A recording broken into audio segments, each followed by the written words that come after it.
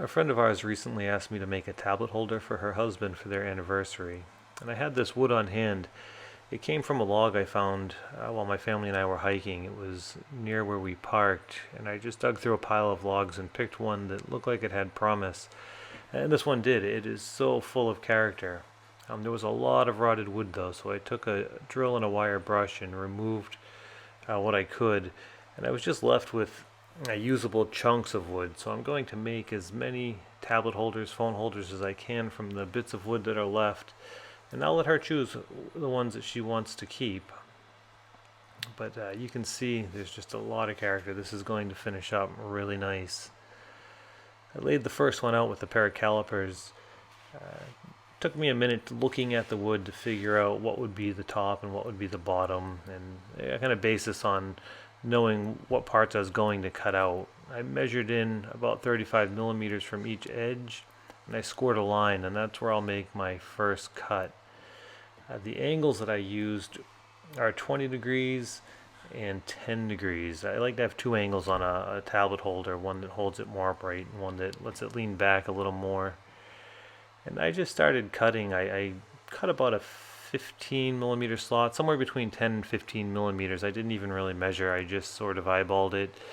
And that block of wood behind the piece I'm cutting just lets me get the full depth of cut all the way through the piece of spalted wood. And that just makes it so I have less chiseling to do afterwards to clear out the saw marks and the, I guess what would have been higher spots if the blade hadn't been allowed to have its full depth of cut.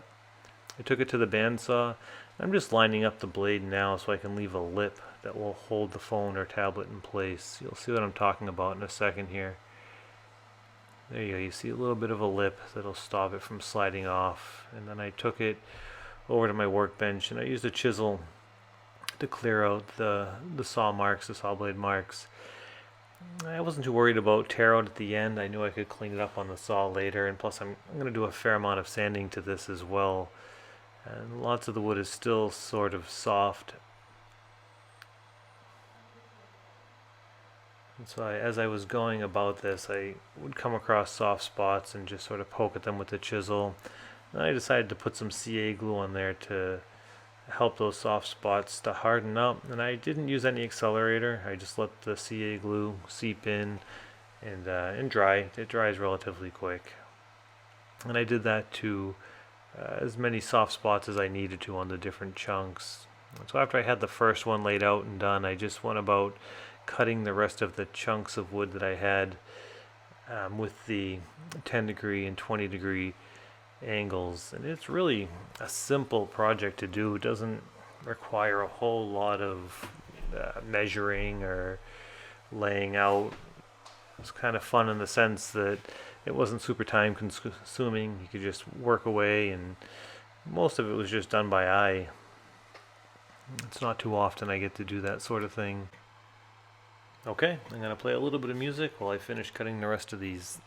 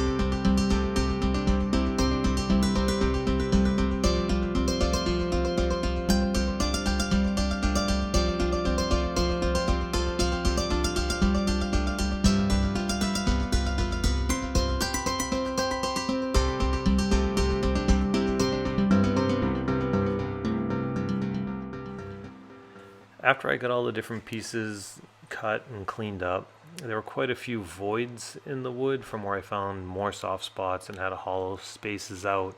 So I used packing tape and some popsicle sticks, and I made dams around all of the voids that I wanted to fill. And it took a couple of different passes on some of the pieces. I had to make multiple dams and do it in stages. But I just used a bit of pigment that I had, and I used quick set epoxy. It says 5 minute epoxy, but it's more like 25-minute epoxy. And I mixed in the pigment, and I just filled in all of the different voids on the pieces. And like I said, some of them I had to do it in stages. And you see here I mixed a bit of like a mahogany and black. They got a bit of glitter in them too. It's not too much though, it doesn't really stand out as glittery. But in the end, it blends in really well with the wood. And I did try some orange in there as well. I don't show it in the video, but I think at the end you'll see one of the pieces has a bit of orange epoxy. And it looked a little better than I thought it would. I wouldn't choose that one myself, but you never know what other people like. And this was a pretty satisfying process. And as usual, I overdid it with the epoxy, and I took it over to the belt sander, which was amazing. It worked so good to get the hardened excess epoxy off. I really thought I was going to be working at it for days, but the belt sander really came through and made such quick work of removing the excess epoxy.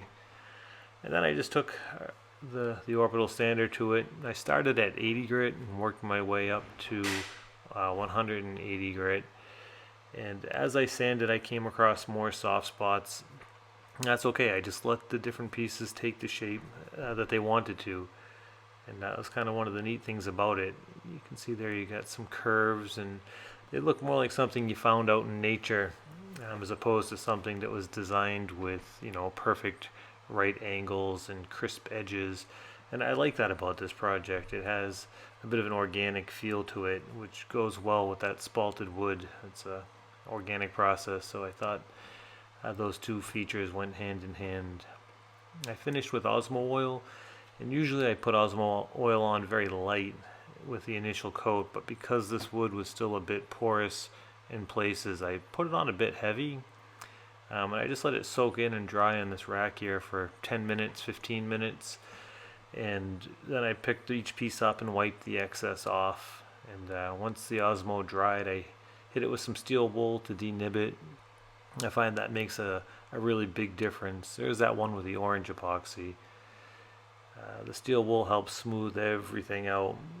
And I find that the extra time spent finishing, it pays off hugely in the end. It makes the wood so nice to handle. I'm putting a coat of beeswax on each piece, and I buff that out after about 10 minutes of drying as well.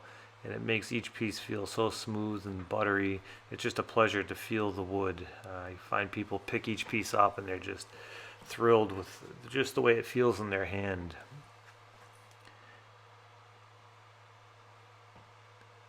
Yep, and that's it. Putting the wax away. I'll let these dry for a while. And here are some glamour shots I took. You can really see the spalting. It looks outstanding. And they're quite functional too. They hold a phone, both portrait and landscape. They'll hold a tablet. Even the smaller ones will hold a tablet, which is kind of nice. It's the I guess the angle that helps, and you can even slide the tablet to the left some or the right some, and it doesn't fall out or want to tip each piece over. And I found that this design was quite forgiving that way. It didn't require a bunch of engineering. I didn't trouble myself too much with trying to make the bottom exactly flat. And they work beautifully and they look beautiful.